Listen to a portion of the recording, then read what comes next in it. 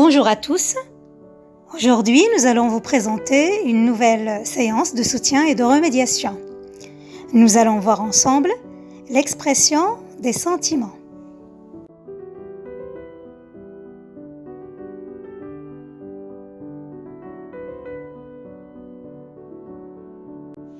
Nous allons apprendre ensemble à identifier les sentiments de base. Nous allons également apprendre à les verbaliser, c'est-à-dire à les exprimer oralement. Et nous allons apprendre également à distinguer le sentiment de la sensation.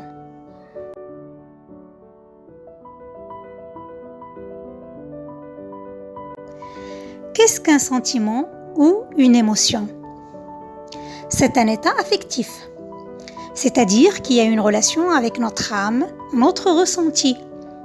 C'est un trouble passager qui est causé par une situation impressionnante.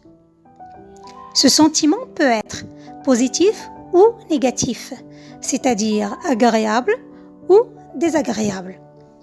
Par exemple, l'amour, la joie, la surprise, la colère, la peur, la tristesse sont des sentiments ou bien des émotions.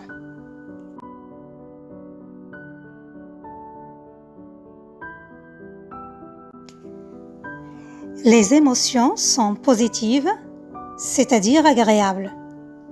Quand on éprouve du plaisir à les ressentir, à les éprouver. Par exemple, la joie, l'amusement, la gratitude, l'espoir, l'inspiration, la curiosité, la sérénité, la compassion, la fierté, l'admiration et l'amour sont tous des sentiments positifs, c'est-à-dire agréables à ressentir.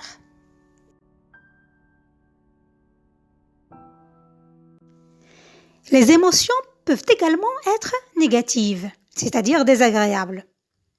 On se sent mal en les éprouvant. On se sent mal à l'aise. Par exemple, la fureur, la colère, la rancune, l'irritation, la jalousie, la rage, l'amertume et la frustration sont des sentiments négatifs, désagréables.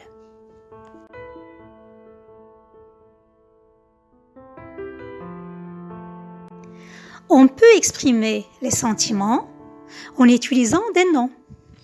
La colère, la peur, l'amour, la haine, la jalousie, le regret et l'admiration sont tous des noms qui expriment des sentiments. On peut également utiliser des verbes, comme le verbe s'énerver, aimer, haïr, envier, regretter, admirer, et ainsi de suite. On peut aussi utiliser des adjectifs. Colérique, peureux, amoureux, haineux, jaloux, désolé, admiratif. Ces adjectifs, on peut les utiliser pour faire par exemple le portrait moral d'un personnage. On peut également utiliser d'autres expressions, des expressions toutes faites comme par exemple fondre en larmes, rayonner de bonheur, bouillir de colère, être fou de joie, qui sont tous des figures de style qui traduisent les sentiments d'un personnage. On peut les utiliser par exemple quand on doit insérer une description dans un récit.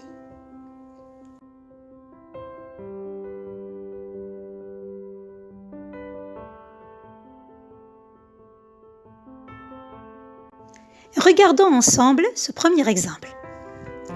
Je déteste l'obscurité. Je tremble de peur chaque fois que je me retrouve dans le noir. Dans cet exemple, on exprime la peur. Mais en même temps, on exprime notre point de vue, ce qu'on aime ou ce qu'on n'aime pas. Par exemple, pour dire qu'on n'aime pas quelque chose, on peut utiliser différentes expressions. On peut utiliser le verbe aimer à la forme négative, je n'aime pas. Ou bien, je hais, je déteste, j'ai horreur de, ça me dégoûte, c'est répugnant, c'est dégoûtant. Pour exprimer sa peur, on peut utiliser d'autres expressions, à part l'expression très connue « j'ai peur ». On peut dire par exemple, j'ai une peur bleue de. Ça me fait peur, ça me terrorise, ça m'effraie.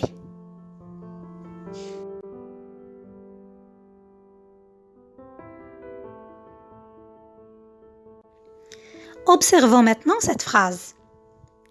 Elle est très colérique. Elle s'emporte facilement et bouillit de rage. Une fois calmée, elle regrette son comportement. Ici, on se concentre sur le sentiment de la colère. Pour exprimer sa colère, on peut utiliser différentes expressions. Par exemple, ça m'énerve, ça me met hors de moi, je suis en colère, je suis fâché, j'enrage. Et pour exprimer le regret, quand on regrette un comportement par exemple, on peut dire « Je regrette sincèrement »,« Je suis désolé »,« Je suis navré »,« C'est dommage » ou bien l'expression « Malheureusement ».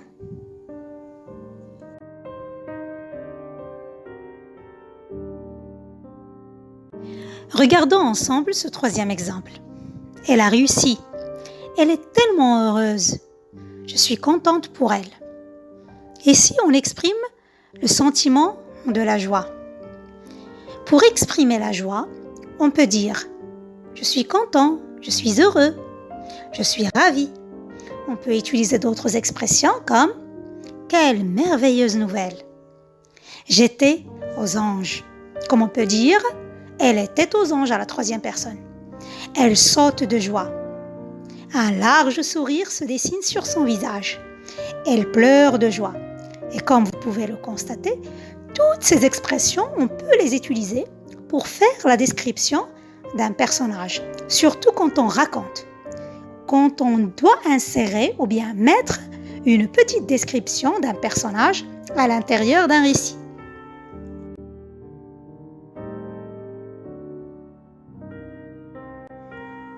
Faites très attention. Il ne faut pas confondre sentiment et sensation. Ce sont deux notions totalement différentes. En réalité, les mots sensation et émotion sont souvent considérés comme synonymes, mais ce n'est pas du tout le cas, car les sensations sont reliées à nos perceptions, c'est-à-dire aux 5 sens, alors que les émotions et les sentiments sont reliés à nos états d'âme, à ce qu'on ressent.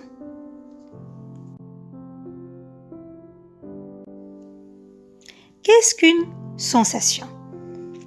Comme on l'a dit tout à l'heure, les sensations sont relatives aux 5 sens.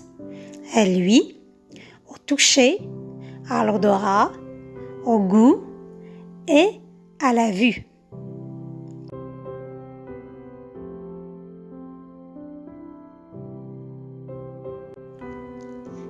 Les sensations n'ont pas de rapport avec le ressenti, avec nos états d'âme. Les sensations sont des manifestations physiologiques. Elles ont une relation avec notre corps. Elles se ressentent avec nos organes. Par exemple, certaines, ou plutôt beaucoup, un grand nombre de nos sensations sont provoquées par les 5 sens. D'accord? Ils ont une relation avec certains organes, avec les yeux, avec le nez, avec la langue, avec la peau et avec les oreilles. Il y a des sensations qui prennent naissance à l'intérieur du corps humain. Par exemple, la fièvre, la fatigue, le sommeil. Les 5 sens ne sont pas responsables de ces sensations. Pourtant, ce sont des sensations.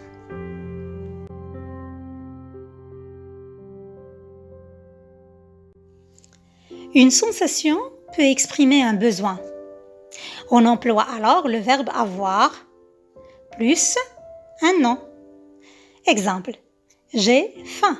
Comme on peut dire, j'ai soif. Une sensation peut traduire un état général. On emploie dans ce cas le verbe se sentir. Par exemple, je me sens en forme. Je me sens fatigué. par exemple. La douleur est aussi une sensation. On emploie alors avoir mal à. Par exemple, j'ai mal à la jambe, j'ai mal à la tête.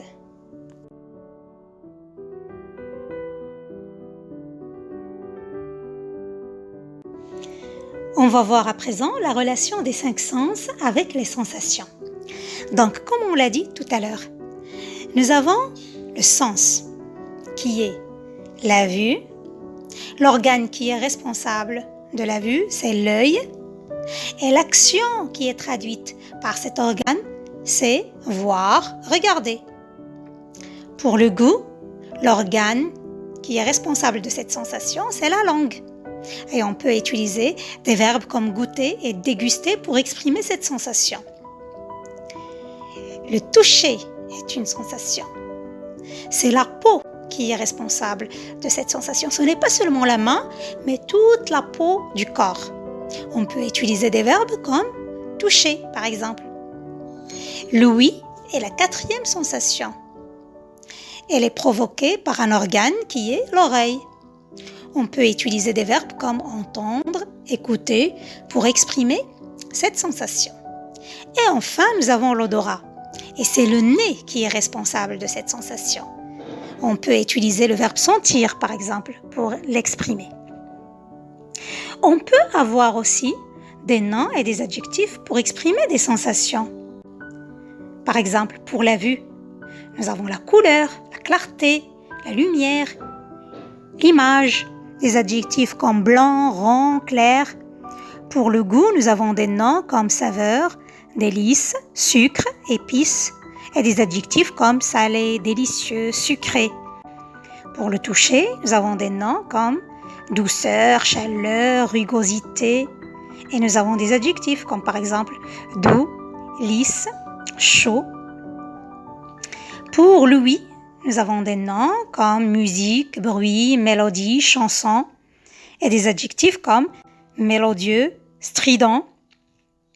Et enfin, pour l'odorat, on peut utiliser des noms comme parfum, odeur, arôme, fumée et des adjectifs comme parfumé, subtil, âcre qui expriment tous des sensations olfactives, c'est-à-dire en rapport avec l'odorat.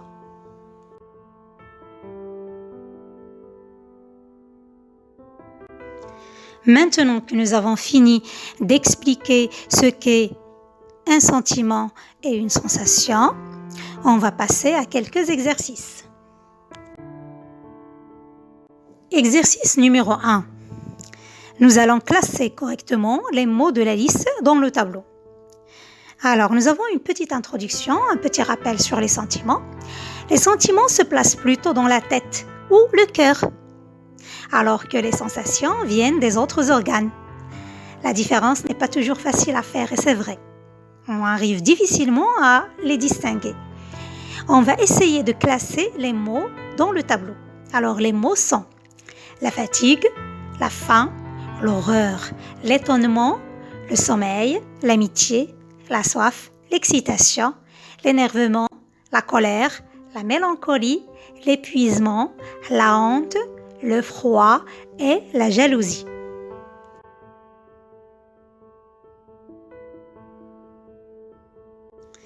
Dans ce deuxième exercice, vous allez relier les mots aux images.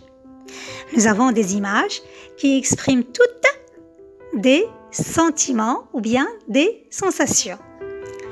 On va les relier à l'adjectif qui traduit ce sentiment ou bien cette sensation. Alors nous avons affamé, amoureux, assoiffé, effrayé, ennuyé, étonné, fâché, fatigué, heureux, nerveux, malade et enfin triste.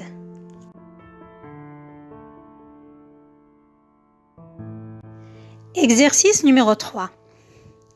Vous allez cocher les expressions selon l'émotion qui est exprimée par ces expressions. Alors, la joie. On dit avoir des sueurs froides, être aux anges, avoir le cœur léger, en rester bouche bée, trépigner, bondir. Pour la colère, qu'est-ce qu'on dit? Rester cloué sur place, serrer les poings, faire les gros yeux, sortir de ses gonds, ne pas en revenir, avoir la moutarde qui monte au nez. Et pour la peur, est-ce qu'on dit rester cloué sur place, avoir des sueurs froides, ne pas en croire ses oreilles et ses yeux, avoir les mains moites, devenir blanc, blême, pâle, ou bien en avoir gros sur le cœur? Attention, plusieurs expressions sont correctes.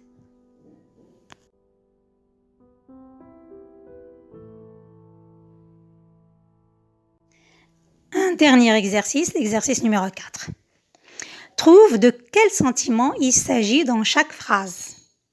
Alors, elle vient d'obtenir son permis. Elle est aux anges. Quel est le sentiment exprimé dans cette phrase? En voyant arriver l'ogre, il prit ses jambes à son cou. 3. Quand il s'aperçut qu'on lui avait menti, il sortit de ses gonds. 4. Il tomba des nues quand on lui annonça la nouvelle. 5. Elle pleura à chaudes larmes quand elle apprit la mort de son grand-père.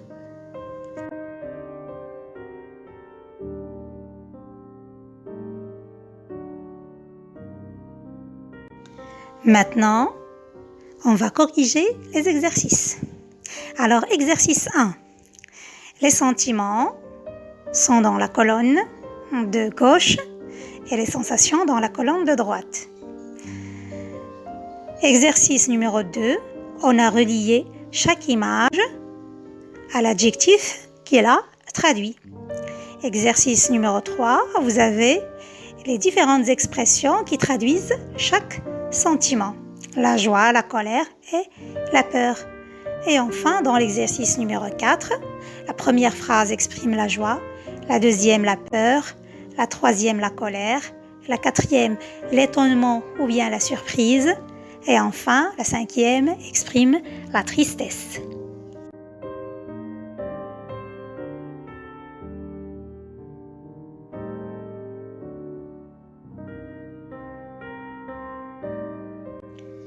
Merci pour votre attention et bon courage.